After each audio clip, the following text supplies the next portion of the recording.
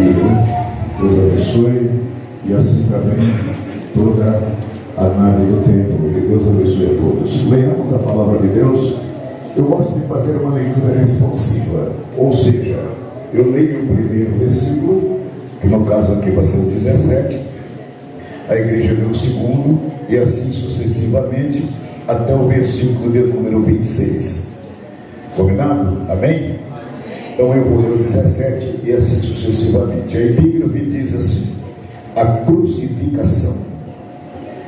Elevando ele as costas, a sua cruz, saiu para o lugar chamado Caveira, que em hebraico se chama Gólgota. A igreja.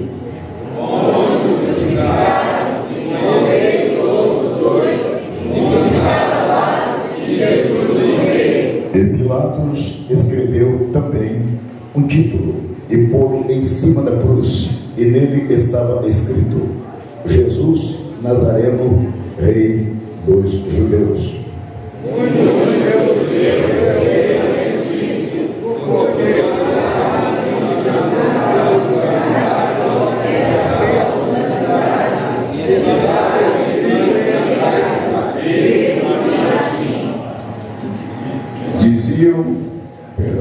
Eu estou no versículo 21.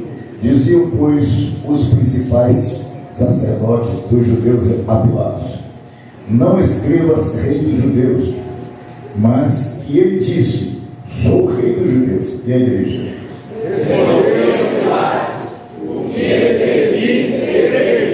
Tendo, pois, os soldados crucificado a Jesus, tomaram os seus vestidos, ou seja, as suas vestes, e fizeram 4 partes, para cada soldado uma parte, e também a túnica, porém, tecida toda de alto a baixo, não tinha costura.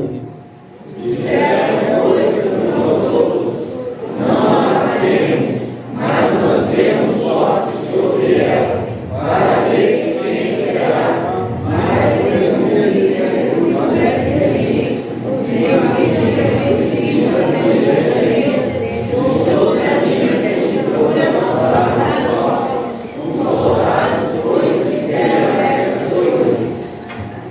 E junto à cruz de Jesus estava sua mãe e a irmã de sua mãe, Maria de Cleófas e Maria Madalena. Agora todos juntos o versículo 26, todos juntos. Ora, Jesus vendo ali sua mãe e os discípulos a ele amaram, para o presente, disse a sua mãe: mulher, eis aí o teu filho. Amém? Os irmãos podem tomar assento. A temática do capítulo 19 nos leva para um roteiro de dor, um roteiro de amargura, um roteiro de sofrimento, um roteiro conhecido como a Via Dolorosa. Este roteiro elucida um quadro problemático na vida daquele que nunca causou problema para ninguém. Glória a Deus. O trajeto de Jesus indo para o pináculo do Gólgota arrebanhava uma grande multidão.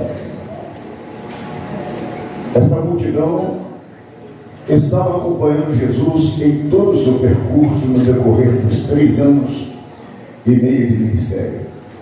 Muitos estavam ali para assistir o que estava acontecendo. Outros estavam ali para participar dos grandes momentos e também glorificar ao Senhor pelos milagres que aconteciam. Outros estavam ali por mera curiosidade.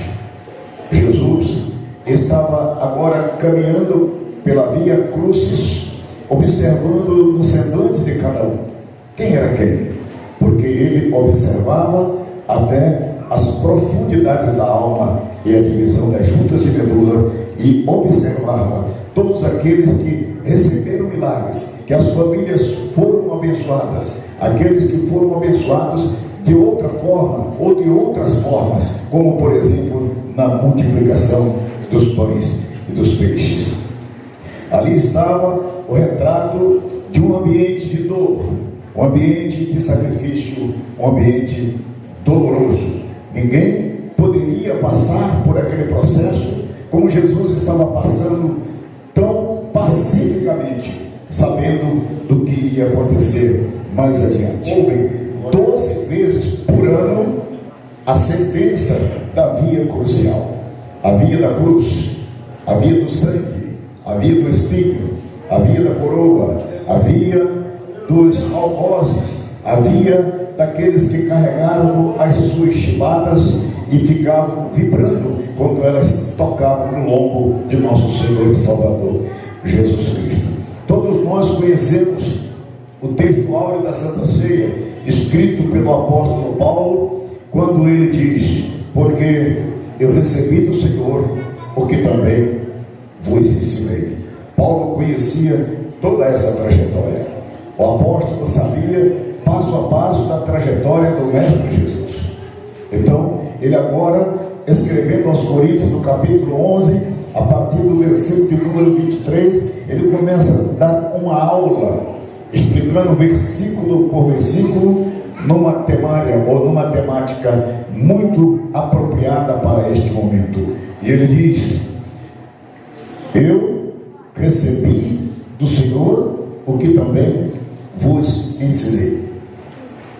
E o Senhor Jesus, na noite em que foi traído, tomou o pão e, tendo dado graça, partiu e disse: isto é o meu corpo que é partido por vós. Fazei isso todas as vezes em memória de mim. Porque depois de cear, ele tomou o pão, partiu e depois tomou o cálice e disse: semelhantemente, tomando esse cálice, fazei isso todas as vezes em memória de mim. Tomai dele todos. Muito bem, meus irmãos. Eu estava aqui prestando atenção em um dos versículos que o apóstolo Paulo nos submete. Ele diz assim: julgue-se, pois, o homem a si mesmo, antes de comer o pão, antes de tomar o cálice. Julgue-se, pois, o ser humano, homem e mulher, a si mesmo. E depois, vírgula, coma deste pão e beba deste cálice. Muito bem. Eu estava aqui analisando a palavra indivíduo. Porque quando ele diz assim, julgue-se, pois, o homem a si mesmo, ele está dizendo, julgue-se, pois, o indivíduo a si mesmo. Lá no original está escrito indivíduo, ou seja, este cálice, ele é para uma individualidade. A palavra indivíduo, no grego, lá no original, significa uno, ou seja, indivisível. O homem é indivisível, o homem não pode ser dividido. O homem, ele tem que ter a sua personalidade de indivíduo. Qual é a personalidade do indivíduo, pastor Dimas? É a palavra individual. Através da sua individualidade é constituído para você uma identidade. E esta identidade, ela vem para você através da sua digital. Ninguém tem uma digital igual a você, porque ela é individual. Então a sua personalidade está na sua digital, que é carimbada na sua identidade. E antes de você tirar a sua identidade lá no cartório, para ser registrado como macho ou fêmea, como homem ou mulher, também é registrado muito antes no gabinete celestial, lá no gabinete celestial, a sua individualidade. Eu vou dar um exemplo para os irmãos. Talvez nunca tenham ouvido falar isso, ou se já ouviram de uma outra forma. Permitam-me dizer: toda criança que nasce faz lá o teste do pezinho, não é verdade? A digital da criança, quando ela nasce, não está no dedo, está no pé. Ali é a identidade da criança, tornando-se a partir daquele momento um indivíduo com uma personalidade individual, certo? Então, vocês se lembram de quando que Moisés estava com 80 anos de idade? E ele pensava até que Deus já tinha esquecido dele. Aí Deus se apresenta para ele falando de uma sarça e diz assim: Moisés, Moisés, tira a sandália dos teus pés. Amém? Porque o lugar que você pisa é santo. E o sapato que está no teu pé não vai deixar a marca da digital do pezinho, tá? Porque o sapato, ele vai deixar a marca do sapato, mas não deixa a tua digital. Então eu quero ver de você a sua individualidade. Tira o sapato do pé e pisa, porque o lugar que tu vai pisar tem que ficar a tua digital. A tua marca tem que estar ali. Onde você andar, eu quero ver a marca do teu sapato no teu pé. Tira a sandália dos teus pés, porque o lugar que você está é terra santa. Muito bem. A partir de então, nós vamos ver várias pessoas com personalidades diferentes. Ou seja, ele tem uma identidade, né? Ele tem uma marca, que Deus conhece a digital do pé, conhece a digital da mão, conhece a íris. Ninguém tem uma íris do olho igual a sua, você também é individual. Então Deus não quer que você seja dividido. Você tem que ter uma personalidade só. E o apóstolo Paulo, quando estava falando para o povo de Corinto, ele diz assim: quem é você? Qual é a tua personalidade? Qual é a tua individualidade? Você pode participar desse pão e desse cálice? Então me diga quem é você, porque eu não sei quem é você. Só quem sabe quem é você e Deus. De repente você tem duas personalidades. Você é crente aqui fora e lá fora você não é crente. Aleluia. Você é uma pessoa na tua empresa e em casa você é outra. Você é uma pessoa conversando com o pastor Célio Gomes, conversando com o pastor Dino, você é outro.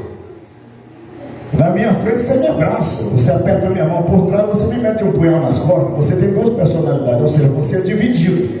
Mas quando você entra para Jesus, aquele que carregou a cruz nas costas, que subiu a via dolorosa, aquele que derramou sangue, aquele que levou cravo na cabeça, aquele que levou escopo nas mãos, aquele que levou furada nos pés, aquele que levou uma lança do lado, aquele que sofreu, que pagou o preço para perdão dos meus pecados, ele diz assim: vinde a mim, todos vós que estáis cansados e sobrecarregados, eu vos aliviarei. Tomai sobre vós o meu jugo e aprendei de mim, que sou manso e sou humilde do coração. Porque eu falo com o indivíduo, eu falo com o homem. O homem eu falo individual. Lá com Moisés, aquele irmão de Moisés chamado Arão e aquela irmã chamada Miriam, eles foram chamados a atenção da seguinte forma: olha Arão e olha Miriam, com vocês eu falo por Urim e Tumim, mas com Moisés eu falo individualmente, boca a boca, aleluia, cara a cara, face a face, aleluia. Com quem tem duas personalidades, eu falo através de recado, mas quando o elemento tem uma personalidade só, eu falo boca a boca, aleluia, cara a cara. Quem está sentindo a presença de Deus, levanta a mão da glória. Pergunta para a pessoa que está do teu lado: qual é a tua personalidade? Você é indivíduo ou você tem duas personalidades? Porque a palavra indivíduo significa indivisível. Você não pode ser dividido. Um pé no mundo e um pé na igreja. Na terça participa do culto da palavra, na quarta participa das coisas do mundo. Hoje está no culto de Santa Ceia e amanhã ninguém sabe onde está. Mas eu quero te dizer uma coisa nesta noite. Quando o apóstolo Paulo disse: julgue-se você a você mesmo, e eu te pergunto: quem é você? Será que eu te conheço mesmo? Aí da pouco eu estava perguntando ao Bruno: quem é fulano e tal? E ele olhou para mim e fez assim, ó. Tem que perguntar ao pastor Dimas. Aí perguntou ao pastor Dimas. Aí o pastor Dimas olhou para mim e fez assim, ó. Aí eu entendi a linguagem corporal. Isso é a linguagem corporal. Foge dele. Foge dele. Corre dele. Este está incluso na palavra de Paulo. Julgue-se, pois, você é você mesmo. Você arrebanha ou você bota para correr? Porque tem gente, irmão, que é tão abençoado, mas é tão abençoado que onde ele está, todo mundo quer pegar a bênção dele, faz uma rodinha em volta dele, ele fica no meio e tem aquela rodinha, aquele bolinho ali, né? Aí de repente chega um atribulado, vai todo mundo embora, fugiu todo mundo. Porque aquele grupo que estava ali é um grupo de indivíduos que julgaram-se a si mesmo, agora são nova criatura, participa do pão, participa do cálice, serve a Jesus, e Jesus transformou aquelas velhas criaturas em nova criatura, porque antes eles eram divididos, mas agora eles são individuais. Aí Paulo diz: julgue-se, pois, o homem a si mesmo, e depois coma desse pão e participe desse cálice. Muito bem. A palavra individual, ela faz diferença com as pessoas que são individualistas. Não confunda indivíduo com individualidade e individualista. O indivíduo, ele tem uma individualidade, ele é uno, ele tem uma personalidade. E o individualista, ele tem muitas personalidades. Diga-me, pastor Célio Gomes, algumas personalidades do individualista. Primeiro, ele é soberbo. Segundo, só ele que sabe, ele sabe tudo. Ele é consagrado a diácono, mas quer mandar no pastor. Ele é consagrado a presbítero, mas já quer ser o cabeça da igreja. Ele tem várias personalidades, ele não aceita aquilo que ele é, aquilo que ele foi chamado. Ele quer ser aquilo que ele não foi chamado e aquilo que ele pensa que é, quando na verdade ele pensa que é, mas não é, porque para ser tem que ser individual, não individualista. O individualista, ele quer ser tudo ao mesmo tempo. Se ele for um funcionário de uma obra, ele quer assentar tijolo, assentar ladrilho, assentar cerâmica, ele quer fazer a parte elétrica, ele quer fazer tudo. Tem uns que tem essa habilidade, conforme Bezaleel, aquele que foi convidado para fazer a parte da arca que só ele poderia fazer. Era Bezaleel e Aiolabe, aquela dupla. Mas aquilo ali é uma raridade no meio dos homens. Eles foram chamados porque eles eram homens habilidosos e preparados para aquela função. Hoje nós temos pessoas que são problemáticas. Eles são indivíduos, têm individualidade, mas são individualistas. Não obedecem à ordem do ministério, não obedecem à ordem pastoral, querem fazer do jeito deles, não obedecem à liturgia da igreja, não obedecem à doutrina da igreja, não obedecem ao ensinamento da sã palavra, são irreverentes, quebram princípios de autoridade. E o obreiro que quebra o princípio de autoridade não merece a confiabilidade, porque ele não é individual, ele é individualista. E nós temos muitos disso. Por quê? Por exemplo, o individual, quando ele é chamado a atenção, ele diz: sim senhor, meu pastor. O individualista, ele diz: tudo bem, me dá a minha carta que eu estou mudando de igreja. Ele vai carregar os problemas daqui para outro lugar. E se o outro lugar também não aceitar do jeito que ele é, o que ele faz? Ele aluga uma garagemzinha e coloca lá para a nossa infelicidade a Assembleia de Deus. E começa ali um ponto de pregação. Quebra o princípio de autoridade. Lá em Juiz de Fora tem uma rua, no bairro Santa Luzia, no bairro de Lourdes. Esta rua, ela tem mais de 30 igrejas, só portinha.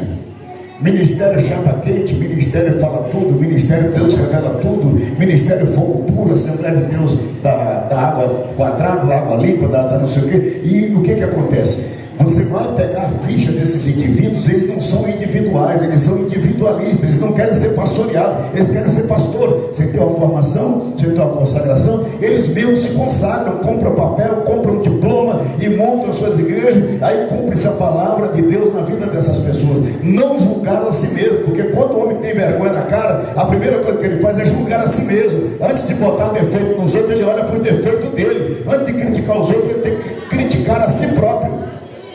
E Jesus foi mais duro, e Jesus disse assim: antes de olhardes o mosquito que está no olho do teu irmão, tira a trava do teu olho. Você sabe o que significa a trava, irmão? No original, significa um tronco, uma espora. um poste. Pessoas que vivem julgando, criticando. Mateus capítulo 7, versículo de número 1: não julgueis para que não sejais julgados. Romanos capítulo 13, versículo 10. Presta atenção, irmãos. Romanos capítulo 3, versículo 10: não há justo, nenhum sequer. Nenhum sequer. O único justo chama-se Jesus Cristo de Nazaré, o nosso Senhor, autor e consumador da nossa fé. Ele é o dono da obra, Ele é o dono da igreja, Ele manda, e quem tem juízo obedece. Quem é indivíduo obedece. Quando eu olho para o cenáculo da cruz, eu me vejo naquele ambiente. Permito-me aqui parafrasear, apresentar a minha visão, pastor Dimas. Passamos de conta que nós todos estamos naquela quinta-feira, porque a trajetória da Via Cruz começou na quinta. Nós estamos no meio daquela multidão. Ali nós estamos vendo a cruz, ali nós estamos vendo o mártir, ali nós estamos vendo sangue, ali nós estamos vendo espinho, ali nós estamos vendo madeiro, ali nós estamos vendo os apóstolos, ali nós estamos contemplando os cravos, e ali nós estamos contemplando a coroa. Dentro deste espetáculo de requinte cruel, nós estamos fazendo parte dele hoje,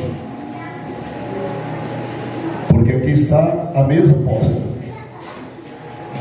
e dentro do contexto histórico do apóstolo, ele diz: antes de participar deste cenário, julgue-se você a você mesmo.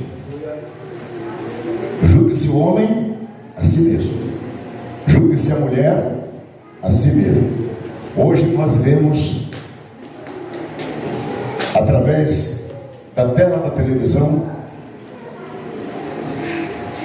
pessoas que se dizem apóstolos, enganando as pessoas dentro de suas casas, mandando as pessoas tomarem a Santa Ceia sem conhecer a individualidade dessas pessoas. Coloque o pão em cima da televisão, prepare o seu vinho, e todos vão cear sem o ensinamento, sem o equilíbrio, sem conhecimento, apenas para cumprir as suas responsabilidades através do canal de televisão, espalhando a palavra em todo mundo, sem fundamento, sem contextualização, sem ensinamento. Redobre a sua atenção agora para terminar essa parte. Talvez você diga assim: pastor Célio Gomes, o senhor pode me explicar melhor? O capítulo 19, o texto em que nós lemos, ele nos explica, através de uma mensagem de Billy Graham, o maior evangelista de todos os tempos, da nossa era. Ele disse assim, pastor Dimas: